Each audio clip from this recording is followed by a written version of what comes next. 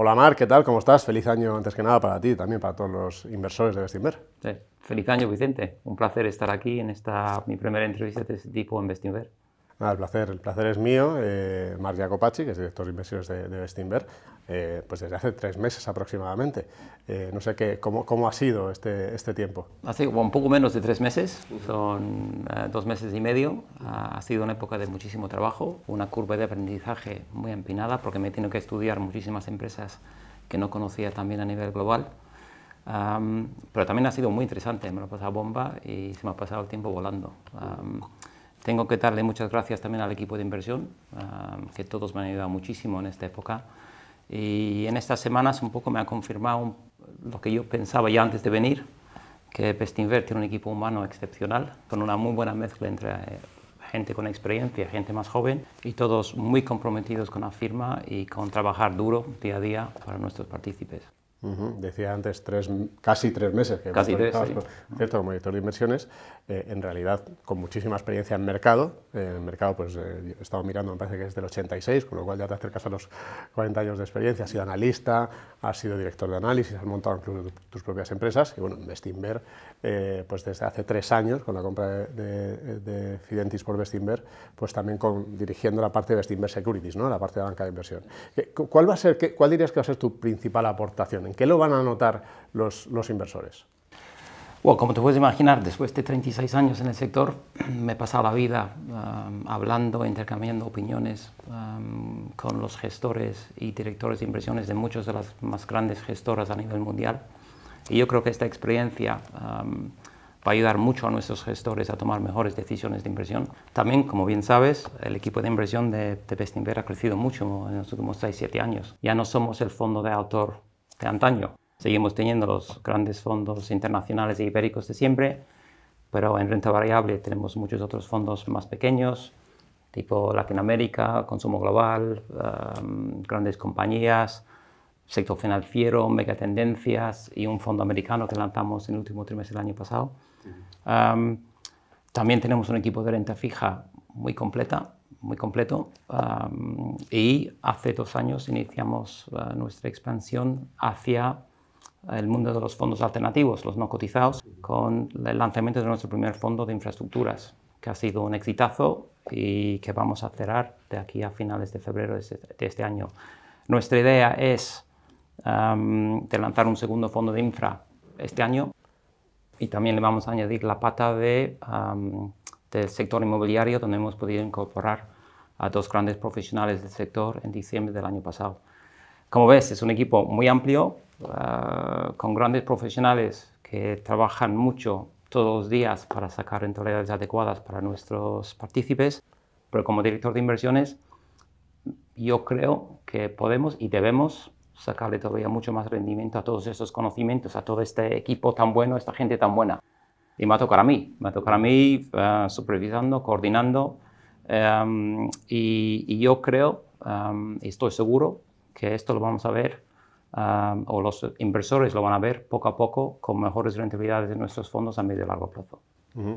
Aquí normalmente en estas entrevistas hablamos con los gestores de los fondos. ¿Cómo va a ser en la práctica un poco esa relación, ¿no?, entre el director de inversiones y los gestores de los distintos fondos? Se va a ser una relación un poco a la anglosajona. Es decir, mi rol no va a ser meterme en el día a día de la gestión de los equipos ni de los fondos. Por esto, como he dicho, tenemos un equipo muy amplio con grandes profesionales para hacer eso. Mi labor va a ser de supervisión, coordinación, de hacer challenge cuando toca hacerlo. Me siento con todos los equipos una vez a la semana. En estas reuniones repasamos la cartera, lo que están haciendo, lo que están pensando en hacer, por qué lo están pensando hacer. Yo muchas veces hago de abogado del diablo para ver el nivel de convencimiento que tienen en sus ideas. Y yo creo que este proceso, si lo añadimos a los procesos de inversión que ya tiene cada equipo, porque cada uno tiene sus procesos de inversión, nos va a ayudar muchísimo a minimizar los errores que cometemos y a maximizar los aciertos, que al final es clave para la rentabilidad a largo plazo. Claro, fíjate, hemos tenido un 2022 muy convulso, ¿no? Y un poco más a esa parte. ¿Qué balance haces tú del año que hemos dejado atrás? Un año complicadísimo. Yo creo que uno de los más complicados que yo recuerdo, por el hecho de que es de los años que casi todos los activos financieros han caído en 2 dígitos, excepto las materias primas y el dólar, que lo han hecho bastante bien. Dicho esto, si tienes en cuenta las inflaciones que hemos visto en Estados Unidos y en Europa y la reacción tan contundente de los bancos centrales vía subidas de tipos de interés para intentar anclar las expectativas de inflación a largo plazo a un nivel bajo, las caídas no son tan sorprendentes. Y si a esto le añadimos la incertidumbre geopolítica por Ucrania, por la guerra de Ucrania, y China estancada por restricciones COVID, blanco en botella. De hecho, yo en verdad, si me hubieras dicho tú, Vicente, hace un año todo lo que iba a pasar, probablemente te hubiera dicho que los mercados estarían más bajos hoy de donde están. Pero también es verdad que los mercados todavía tienen muchos extremos y no reflejan por completo lo que pasa en muchas empresas. O sea, hay partes del mercado que están a valoraciones todavía altas y otros segmentos del mercado, sobre todo los segmentos del mercado ligados al ciclo económico, empresas de consumo, industriales, etcétera, que están a valoraciones muy deprimidas, en algunos casos a valoraciones mínimas que vimos después de la gran crisis financiera de 2008-2009. Entonces, los índices no han bajado tanto, pero hay muchas empresas que han tenido caídas de 30, 40, 50%. En Bestinver ha sido un año muy complicado. Yo con nuestros fondos, quitando algunos más pequeños que tenemos en renta variable, todos los fondos más importantes de la firma han tenido rentabilidades negativas. Estoy hablando de fondos de renta variable y de renta fija. Ha sido complicado porque hemos tenido muchas empresas en cartera que a nivel operativo han ido bien, pero sus cotizaciones han estado muy presionadas a la baja por miedo a esta recesión que no acaba de llegar. Y ha sido un año complicado por esto y te diría en algún momento hasta deprimente hablando con el equipo desde que he llegado. Pero también es verdad, viéndole el lado un poco más positivo si quieres, nos da la oportunidad de comprar empresas que teníamos bien identificadas, empresas líderes con balances sólidos a unas valoraciones muy atractivos. Entonces nos ha ayudado a crear una cartera, si quieres, que creemos que va a dar muchas alegrías a nuestros partícipes a medio y largo plazo. Y te pongo como ejemplo, si coges el precio objetivo que tenemos para cada empresa en nuestras carteras internacionales, que es un poco una valoración teórica de las empresas y es una valoración fundamental, si quieres, es más del doble de dónde están cotizando estas empresas en ese momento. Entonces, si en el medio o largo plazo estas incertidumbres macroeconómicas se van disipando, el potencial al alza de nuestra cartera es muy alta. Bueno, se te preguntaba por 2022, ahora sí estamos sentados mal que tende. ¿Cómo ves ese 2023? Sí. Porque en el mercado lo que se ve es que hay mucha incertidumbre, ¿no? No sé tú cómo lo ves. Sí, mucha incertidumbre. Yo creo que va a ser un año difícil también, pero también un año propicio para la gestión activa. Yo creo que ahora estamos en la fase de que la subida de tipos de interés que hemos visto en los dos lados del Atlántico, sobre todo en Estados Unidos, que ha sido la subida más fuerte y más rápida desde los años 80, nos va a llevar seguro hacia una ralentización económica o una recesión, o como lo queremos llamar, en los próximos 12-18 meses. Pero para nosotros, como inversores en renta variable, la clave es cuánto van a bajar los beneficios de las empresas por esta ralentización. Eso dependerá si estamos hablando de un aterrizaje suave o soft landing en lenguaje anglosajón, o si estamos hablando de una recesión más fuerte y más duradera. En este momento, todos los indicadores de inflación, como hemos visto en los últimos 2-3 meses, sugieren que las inflaciones en Europa y en Estados Unidos van a bajar muy rápido en los próximos 12 meses. Y si esto se confirma, y la clave va a ser los primeros 6 meses de este año, si eso se confirma, debería ayudar a los bancos centrales a poder suavizar un poco su lenguaje con respecto a los tipos de interés. Si eso pasa, y tenemos en cuenta que en general en las economías importantes hay menos desequilibrios que lo que teníamos antes de la gran crisis financiera de 2008-2009, los balances de las empresas están mejor, de las familias también, los bancos están mucho mejor capitalizados y provisionados, también se habla menos, pero las familias en Estados Unidos, en Europa, siguen con un colchón de ahorros por la época COVID. Los gobiernos es verdad que tienen más deuda que antes, pero también es verdad que la inflación les está ayudando a generar más ingresos fiscales. O sea, si tenemos en cuenta las dos cosas, nosotros creemos que un aterrizaje suave es posible. Y si esto pasa, puede ser un entorno positivo para la renta variable. También dicho eso, no quiero parecer demasiado optimista, porque la realidad es que estamos un poco dependientes de cómo evoluciona la inflación, el mercado laboral en Estados Unidos, que es muy importante para la Fed.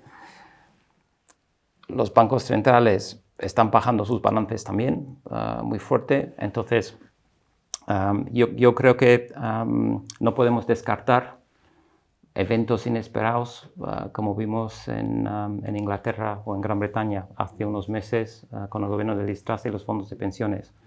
Habrá que estar vigilantes. Pues yo creo que si miras mi experiencia, por ejemplo, en 36 años, es que cuando hay mucha incertidumbre macroeconómica, normalmente produce oportunidades de inversión muy atractivas para el largo plazo. Entonces, si estamos invertidos en este momento en empresas buenas, líderes de sus sectores, con balances sólidos y a valoraciones buenas, yo creo que esas empresas deberían poder aguantar un evento inesperado mejor que el conjunto del mercado y a la vez darte mucho potencial al alza si la incertidumbre macroeconómica se va disipando poco a poco. Comentabas esas perspectivas, ¿no? Si ese aterrizaje suave buenas para renta variable. Uno que sigue mucho las perspectivas de las gestoras para el año, y siempre se hacen siempre a final del año anterior, había prácticamente consenso en que podía ser un año bueno para la renta fija, pero pues más cautela, mucha más cautela sobre la renta variable. ¿Cómo lo ves? Bueno, yo creo que este consenso es razonable, a decir la verdad, aunque lo hablamos mucho internamente que nos preocupa que sea tan consensual, debo decirlo. Pero es razonable porque estamos cerca del pico de tipos de interés. Por lo menos mucho más cerca hoy que hace un año.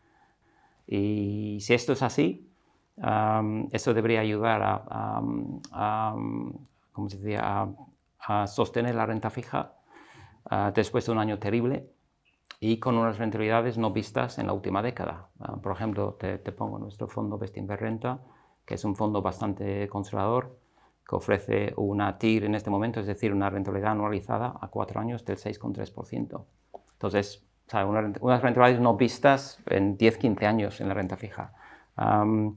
En la renta variable es más complicado y ahí es donde viene el consenso, porque todavía tenemos que pasar por la fase de reducción de beneficios asociada a la rentabilización económica o recesión que viene. Todos los estrategas de los grandes bancos de inversión, por ejemplo, estiman que los beneficios del S&P 500 en Estados Unidos van a bajar entre un 15 y 20% este año, cuando el consenso de analistas tiene un más 5. Es decir, que si tienen razón, vamos a entrar en un ciclo de reducción de estimaciones de beneficios de entre un 20-25%. Y esto, si es verdad, va a lastrar a las valoraciones y las cotizaciones a la baja. También es verdad que ahí es donde entra nuestro pensamiento, si quieres, como inversores a largo plazo, es que hay muchas empresas, como dije antes, que han bajado ya 30, 40, 50%, que ya descuentan una recesión de beneficios muy por encima de lo que vemos factible. Entonces, nosotros pensamos que si puedes estar invertido en empresas de este tipo, que a la vez tengan muy buenos equipos directivos, balances sólidos y los puedes comprar a valoraciones atractivas, yo creo que estas empresas deberían aguantar mejor un ciclo bajista de la bolsa todavía por esta caída de estimaciones de beneficios y a la vez, si las caídas de beneficios no son tan grandes como la gente estima o la recesión no es tan grande como los inversores piensan, estas empresas tienen un potencial al alza muy fuerte en los próximos 2-3 años. Vamos a profundizar un poco ahí. ¿Cómo están ahora mismo las carteras de los fondos de inversión? Si te parece, Vicente, te voy a comentar solo los grandes internacionales y los de renta fija, porque si no podría estar aquí hablando hasta mañana. Pero en las grandes de renta variable, el mensaje es un poco de lo que he estado diciendo hasta ahora. Creemos que tenemos una cartera muy bien diversificada. Casi todas las empresas son líderes, tienen equipos directivos del más alto nivel, tienen unos balances muy sólidos. Si coges la cartera en su conjunto, tiene una caja neta que representa el 10% de la capitalización bursátil de todas las empresas en la cartera. Están a unas valoraciones muy baratas. El PER o precio-beneficio de nuestra cartera es 8,7 veces ajustado por caja en este momento.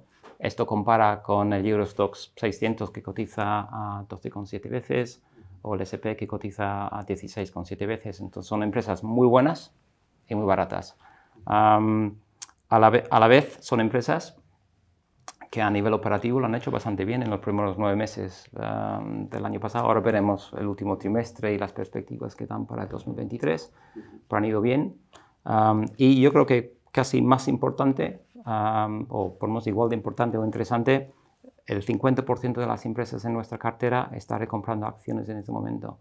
Y este número, si lo ajustas por el peso que tienen cada empresa en la cartera, sube al 63%. O sea, son cifras nunca vistas en nuestras carteras. ¿Por qué es tan importante esto? Porque en la última entrevista con Tomás Pinto también me lo comentó. ¿Me puedes trasladar esa importancia de este dato? Sí.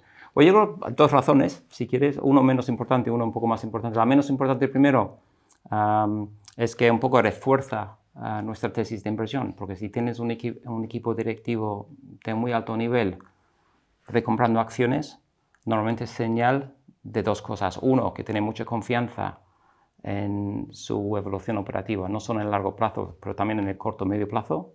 Y segundo, que ven que sus acciones están baratas. Entonces esto nos ayuda a confirmar nuestra tesis. Pero lo más importante es que crea mucho valor para los inversores a largo plazo en estas empresas. Te pongo un ejemplo. Si nosotros como Bestinver tenemos el 5% de una empresa cotizada que está recomprando y amortizando el 10% de sus acciones al año durante 3 años, hasta aquí el 2025. Llegamos al 25, los beneficios empiezan a recuperar después de si quieres, la incertidumbre macro que tenemos en este momento. Esta empresa va a generar mucho más beneficio por acción que si no hubiera comprado acciones.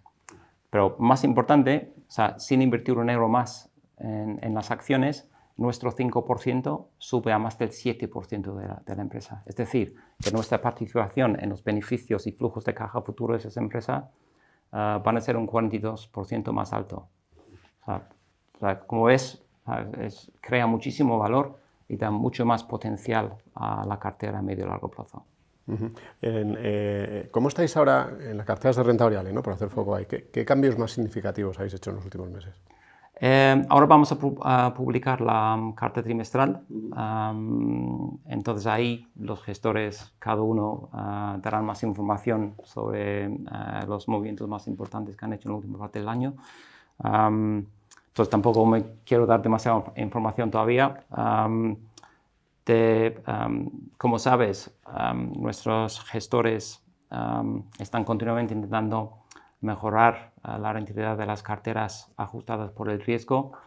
Y yo creo que en la última entrevista que tuviste con Tomás Pinto en diciembre, te comentó que estaban aprovechando un poco la subida de algunas acciones que han hecho muy bien en el año de las carteras para reducir. Y eso lo han hecho. Entonces han estado reduciendo en acciones tipo Harley Davidson, Berkshire Hathaway, las petroleras, las empresas de servicios, ISS, Sodexo y en Prosus también, han ido reduciendo en todas estas. Siguen estando en cartera, pero un poco menos de donde habían llegado. Y han estado reinvirtiendo una parte de este dinero en empresas en cartera que a nivel operativo han ido bien, pero las acciones no lo han hecho tan bien. Y también han añadido más empresas a la cartera. Esperaré a que se publique la carta para dar todos los números, pero uno, por ejemplo, que han comprado es la empresa farmacéutica y líder agrícola Bayer, la empresa alemana.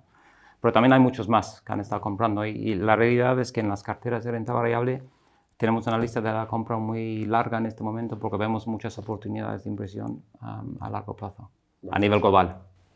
Leeremos ahí la carta trimestral para ver esos nombres de compañías que se han ido incorporando. En la parte de renta fija, ¿cómo están las carteras ahora mismo? ¿Qué cambios estáis haciendo? En renta fija no han cambiado mucho las carteras. Ahí lo que han hecho es aprovechar un momento de subida de rentabilidades de los bonos soberanos para incrementar la duración del crédito de las carteras desde 3 años y medio a un poco más de 4 años. Y también han aprovechado la debilidad de la deuda senior del sector financiero para incrementar posiciones.